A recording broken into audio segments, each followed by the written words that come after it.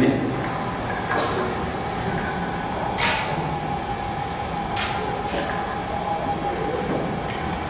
First of all, I would like to thank the organizing committee of this LC, to Ken, Noel, and Ivan for inviting me here to present our recent work on rewritable optical memory and die-doped liquid crystal binary gratings with the Inter-Polymer networks. In my talk, I'm focusing on the underlying physics behind the optical rewritability in liquid crystal-based systems. I will describe how the substrate surfaces and the internal structure of the liquid crystal composite influence the optical rewritability.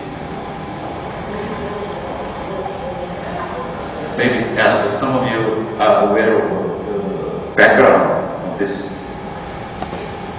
slide, this photo was taken during the ISCC 2008 held in Jeju Island last month in Korea. This work was done with some of my former graduate students, Professor Ning Kim and Professor Chang Jae-yu, and Dr. Eunje Jang, Dong Kim, and Won-Suk Choi in my research group. In my talk, in the first part, I will describe some of general features of optical phenomena appeared in liquid crystals and die-doped liquid crystal systems, together with the binary liquid crystal gratings in a single beam control scheme. Normally there are two the control beams are needed, but in my case, I'm going to use just a single beam to control the optical phenomena and the optical effect. After that, I will describe two types of LC gratings.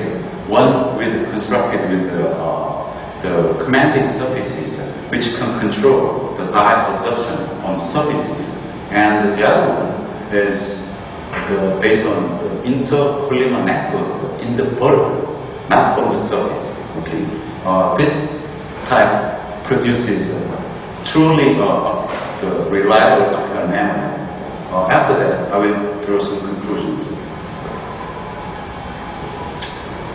Recently, the pure liquid crystals and the die-doped liquid crystal systems have been extensively studied for understanding various optical phenomena resulting from the reorientation of liquid crystals and the dyes mediated by surfaces or occurred in the bulk.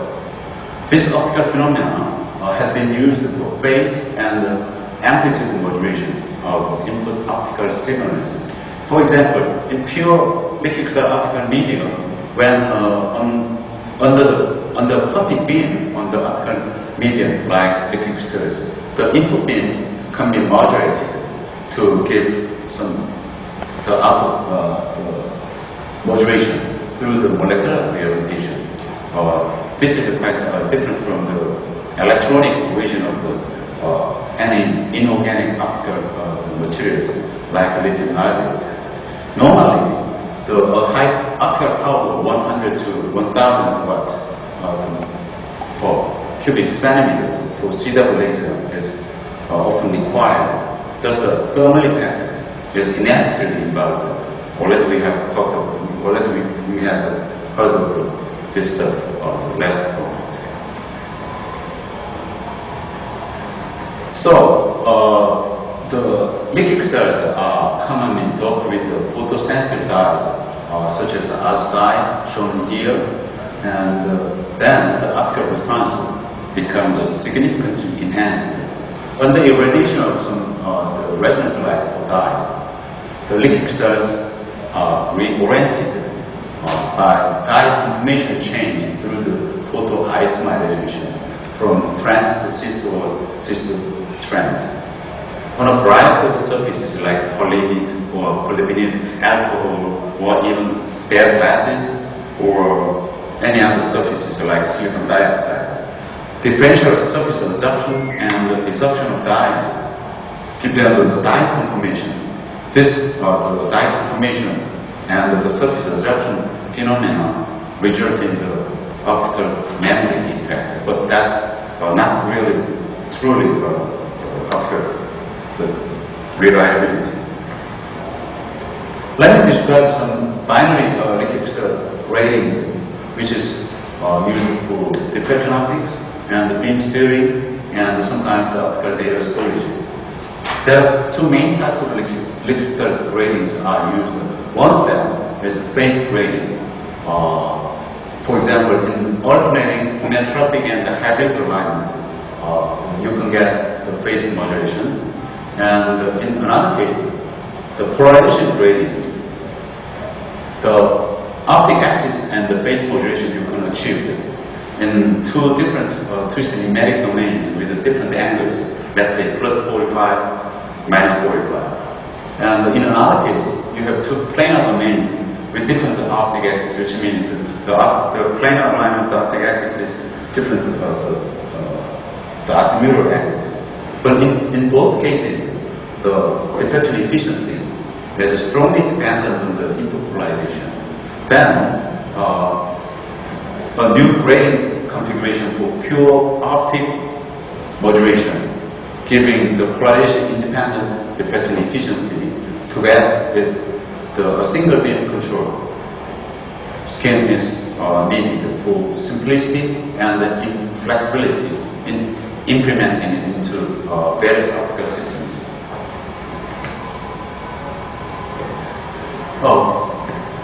There are several approaches to control the phase and the polarization in a single control scheme. For example, for phase grating, polymer stabilized dielectric crystal composite was demonstrated in this paper in Advanced Materials 2005. For polarization grating, either the structural surfaces made of photopolymers or some commanding surface of asbenzene copolymer can be used for a single beam control scheme. However, due to the light scattering of the internal structures and the phase modulation, the undesirable phase modulation from the polymer structures or the binary surfaces gives a quite low diffraction efficiency.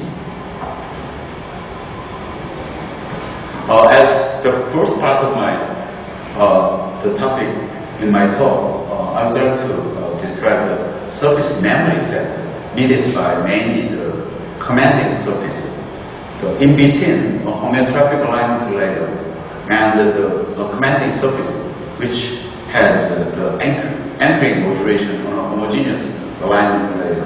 Liquid crystals are aligned as shown here. There are two regions. One is W1 and the other one is W2. In W1, you don't have strong anchoring, weak anchoring. And W2, you have strong anchoring for the planar alignment.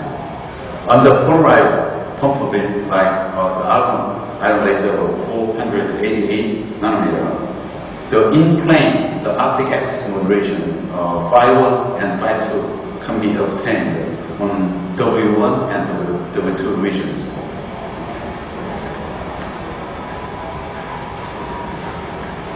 The commanding surface with the two different alignment regions can be prepared by selectively rubbing the polyimide layer through a shadow mask. And the homogeneous alignment layer has two different anchoring energies for the region 1 and region 2 are different. The liquid crystal was doped with the methyl red of 1% in weight.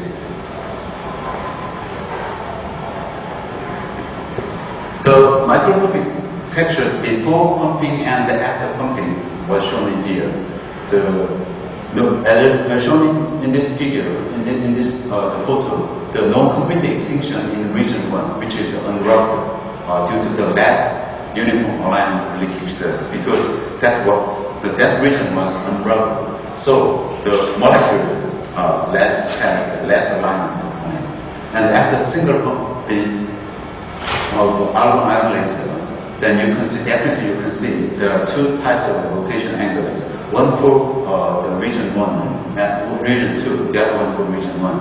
And by rotating the cell on the crystal polarized, one can obtain the optic axis rotation, the angle phi1 equal to 62 degree and the phi2 equal to 13 degree.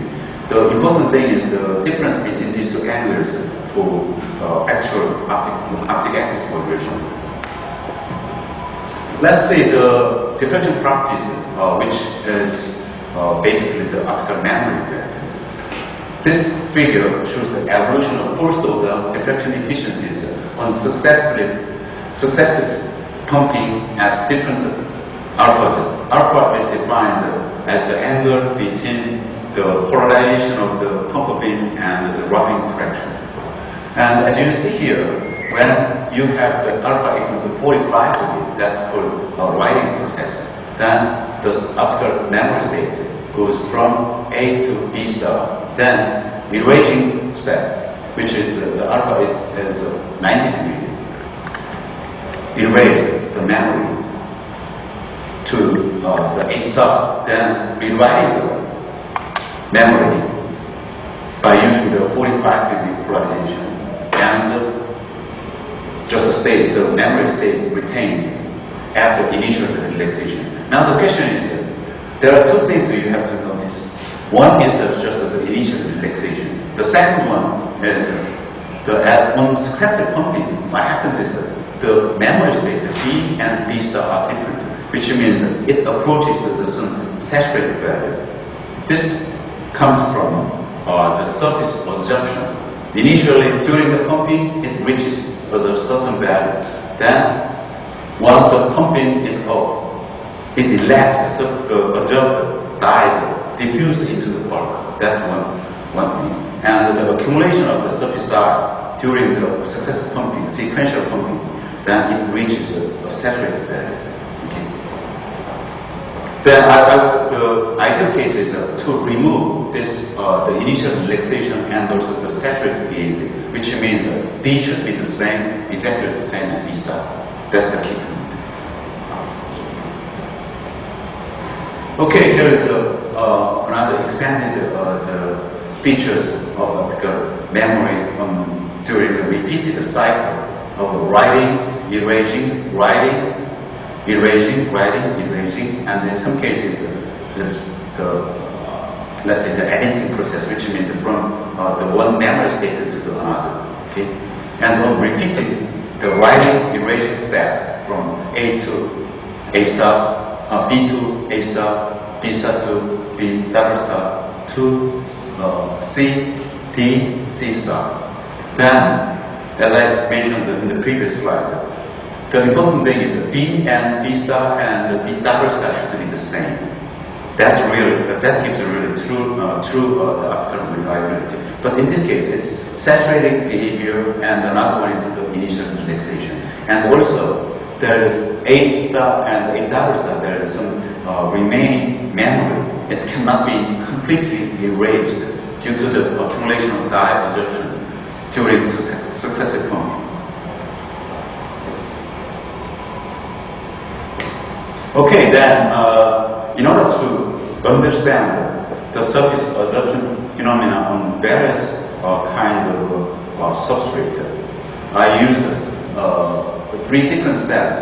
The cell was made with one reference surface, which is rubbed PVA, and the other three the cells were the isotropic PVA, which means unrubbed PVA, and another one is unrubbed polyimide layer, and the last one is a kind of optical the photocurable polymer, or the NOA65 layer, which is commercially available from Norland. And this, as shown in this the figure plot, you can see there are big differences between the optical memory state between the PVA, polyvinyl alcohol, and the NOA65. As shown in here, the PVA case, the surface relaxation is very fast, the fastest one, and almost there is no the memory effect. It's a negligible memory effect. However, for NOA65 case, when the pump beam was off, still small initial relaxation, but the long-term memory is retained. Then it's physical reasonable to choose PVA surfaces to suppress the surface memory and to enhance the bulk memory, some kind of NOA65. Of course, I'm not saying that NOA65 is the best material, but at any rate, you have to have something in bulk of some material which holds the dye molecules, not on the surface, in the bulk. That's the key, the idea to construct the truly rewritable optical memory. As a second topic, I will show you the optical rewritability, true optical rewritability in a planar cell with the inter-polymer networks involved, which means, as shown in here, the inter-polymer networks were prepared in W2 region, and in W1 region, there might be some small amount of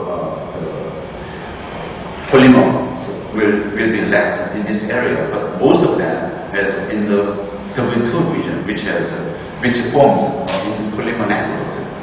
Of the two substrates were used rubber polyvinyl alcohol surfaces. Based on the requirement I just described in the previous slide, surface effect should be suppressed to obtain fast relaxation on surface.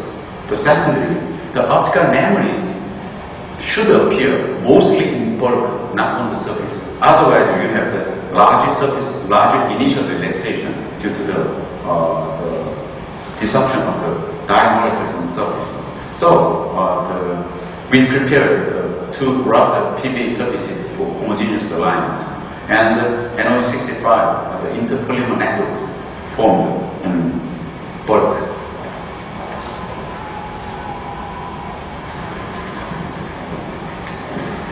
Okay, details of the cell application with two rubber PVA surfaces are shown in here. The Nolan 65 material, just 1% in weight, was introduced into the dye leakage cells. Then through the mask, the UV exposure gives the formation of the inter-polymer networks in bulk, as shown in the previous slide, like that, in the bottom, the W2 regions. Then the Nolan 65, the inter-polymer network, plays a critical role in producing the optical memory, which is truly rewritable. This data shows just one, uniformly aligned cell, just under polarized single pumping of argon ionizer at alpha equal to 45 for the writing. This shows the pumped area becomes bright, and when you rotate the sample, then the pumped area becomes black, and which is represented by this diagram. And when you pump is on, then it reaches the very high transmitted intensity. Then, although the pump is off, still it remains, and with no relaxation. Now, the overshoot behavior is due to the relaxation of the optic axis rotation due to the surface, the disruption. But the important thing is the difference between the phi 1 and phi 2. Once the phi 1 becomes small, then delta phi becomes larger, then there's always overshoot behavior. But the important thing is that there's no large amount of initial relaxation, okay, in the presence of the networks in bulk. Okay, we characterize the cell with the photoelastic modulation method to measure the phase of the optic axis rotation angle phi and the phase retardation gamma for successfully pumping at different alphas. The initial pumping at alpha equal to 45, the cell becomes like this, which gives the phi, rotation angle phi is 27 degrees and the gamma equal to 1.11 pi. On subsequent pumping at alpha equal to 0, the phi becomes 63 degrees, and the gamma is still remains pretty much the same. And on subsequent pumping at alpha equal to 90 degrees, the phi becomes 1 degree and the gamma is still the same, which means this is the erasing process. Okay, and here, as shown here, the gamma, the change in gamma is less than 3%, which means mostly from the pure optics rotation, in-plane optics rotation, not the surface or not the phase. Okay, based on the previous slide, the result on the previous slide, I will describe the binary breakdown with the Inter-Polymer networks formed with the NOA 65. There are two regions generated on the commanding surfaces. One is the V1, it's where the dense Inter-Polymer networks are present. In region 2, less Inter-Polymer networks. Less means less means there is some very the small amount of polymer can be present. Okay, and of course you can see why I said the less of the Inter-Polymer networks instead of saying absolutely no polymer networks.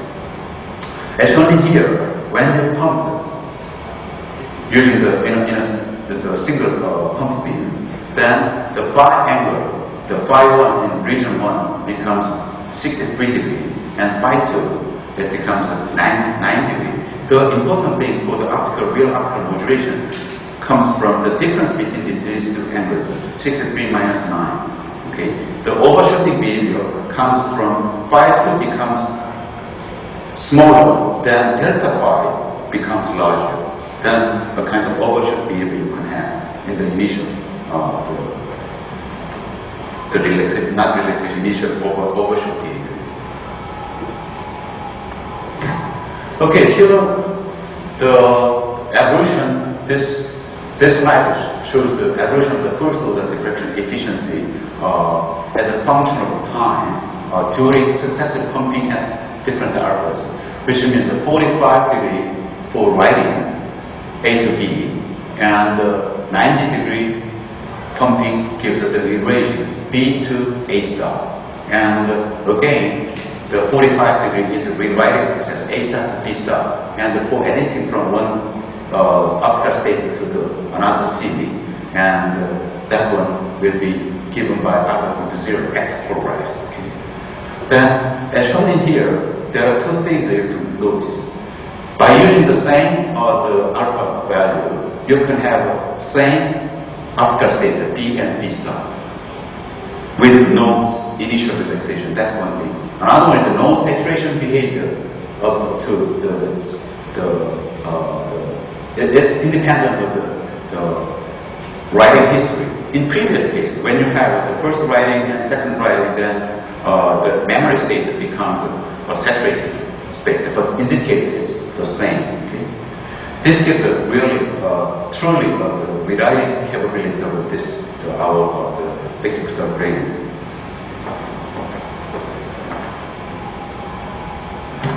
Okay, now look at the electrical tunability of the optical memory states as a function of phase retardation, where you can use different external materials showing the different delta n or maybe the thickness. The important thing is delta n times the cell thickness d. And in our case, as shown in here, there are two things you can notice. One is at phi equal to gamma equal to pi, under bias voltage of 1.2 volt or 1.2 volt, then maximum the diffraction efficiency can be obtained. That's one important thing. Another thing is this the diffraction efficiency is quite independent of the polarization state of the input probing beam, which means quite insensitive means it stays fairly constant, irrespective of the input, the polarization state of input beam in the whole voltage range of operation. Okay, that's clear in this equation. When gamma is just pi, it gives the maximum. And the B state and the C state, one is the highly, it's editing state, and the B state is memory state, remains quite insensitive to the input probe polarization state. Okay, here is the polarization state of the diffracted beam with respect to the input beam. For pure optic axis modulation, in plane, let's say, in plane optic axis modulation, the input polarization, the polarization state of input probing beam is theta in, is rotated, just simply rotated by phi 1 plus phi 2 minus theta 1 plus 90 degree for the first order diffracted beam. Okay. Let me show you this is for the polarization states for the B star state. That's the written state and the C star state. In this case, phi 1 plus phi 2 equal to 32 degree. In this case, that's 72 degree. And we measure all the polarization states with respect to the input polarization. As shown in here, B state and the C state, both of them shows a linear dependence on the polarization state of the input beam. Again, this confirms the pure optic rotation, axis rotation is achieved in our electrical grating with the Inter-Polymer networks in bulk, not on surface.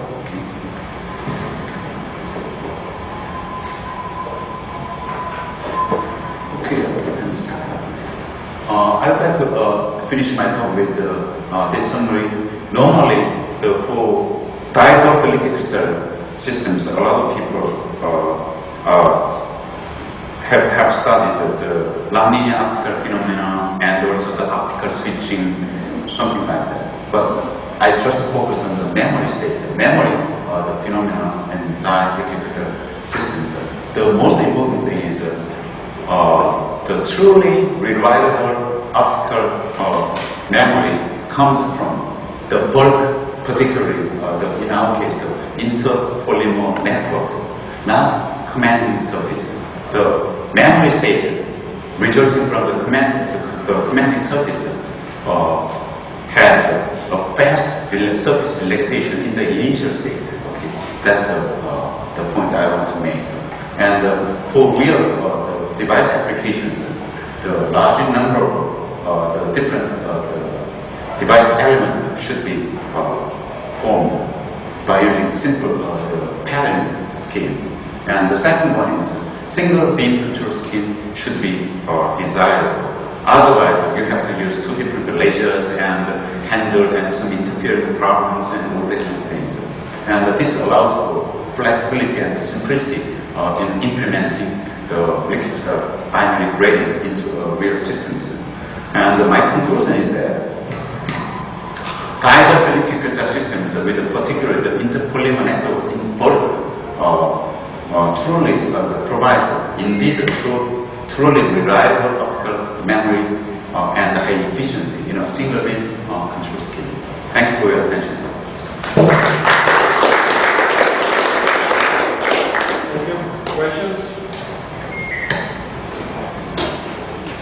I'll probably start with the question of what would be the best way to improve the response speed or switching speed in this approach? Yeah, that's actually the good question because I showed the two types of single scheme operated the electrical grating. One was polymer dispersed electrical system, which was the first one. In that case, switching speed becomes faster due to the confinement effect.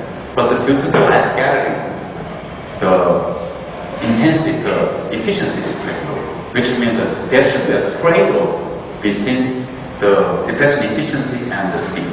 Then I would say reasonable amount of polymer networks should be formed in bulk, but without losing the deflection efficiency. In my case, I just use 1% in weight, but maybe you may increase a little bit more, then it gives more high speed due to the confinement effect. But if there is any light scattering, then you can lose the deflection efficiency. Then there might be some trade-off. Other questions?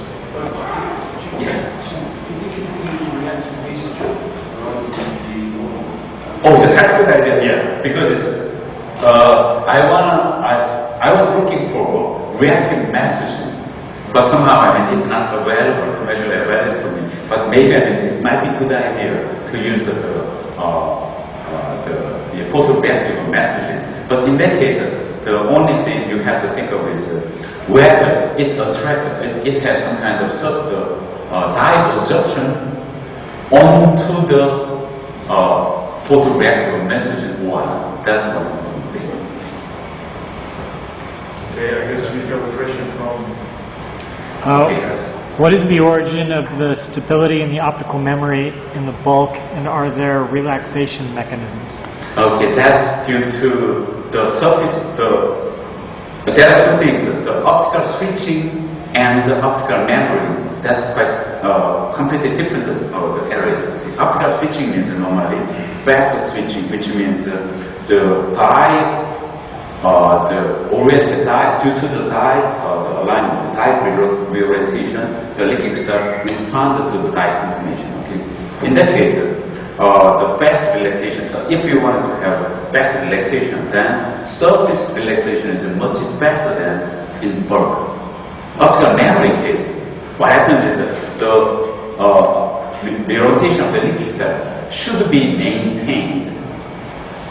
That's optical memory. Okay. Switching and the memory is different story. Switching means once you process the signal by using the optical effect, in the photo-induced optical effect, then that's one category. The other category, in order to have optical memory, you have to retain the memory for a long time. Then both of them are the physical origin is the surface absorption and the surface disruption. The question is where the surface disruption is dominant, then optical switching. Surface absorption permanently absorbed dyes are present in the bulk, then it gives you the optical memory. Is it clear? I don't know. Hopefully, yes. And then there was one other second part. Can dye be absorbed on the polymer network itself? The reason why we have to form the networks in the bulk is actually no less 65, then observe the dyes a lot. This data, okay, as you see here. When you use the NOA 65 layer, whatever it is, the surface, this surface can be replaced by methylene or any other surfaces which attract dye absorptions. Then once it has a large memory effect, this is the physical origin. Okay, surface origin. Then I want to put this one into the bulk, some kind of world or network. That's the key one. Okay, are there any other questions from the audience? Yes, please.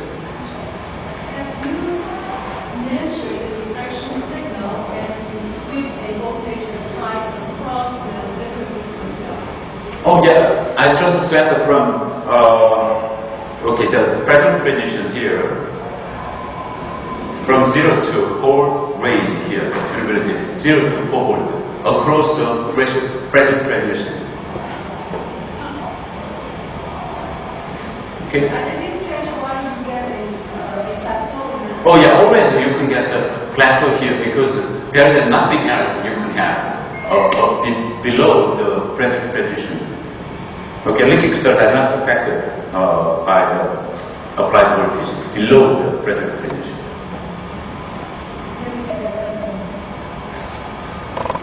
Thank you. Any other questions? If not, let us thank all speakers and Professor Mediated.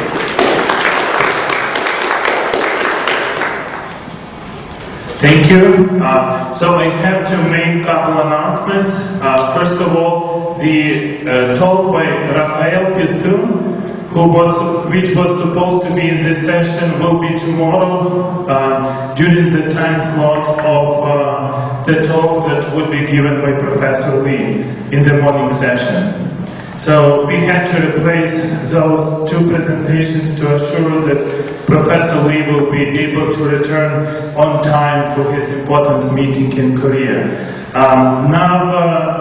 Another announcement is that we'll have a coffee break, and during this coffee break, all poster presenters, please post your posters on the poster boards, and there are two different rows of poster boards on two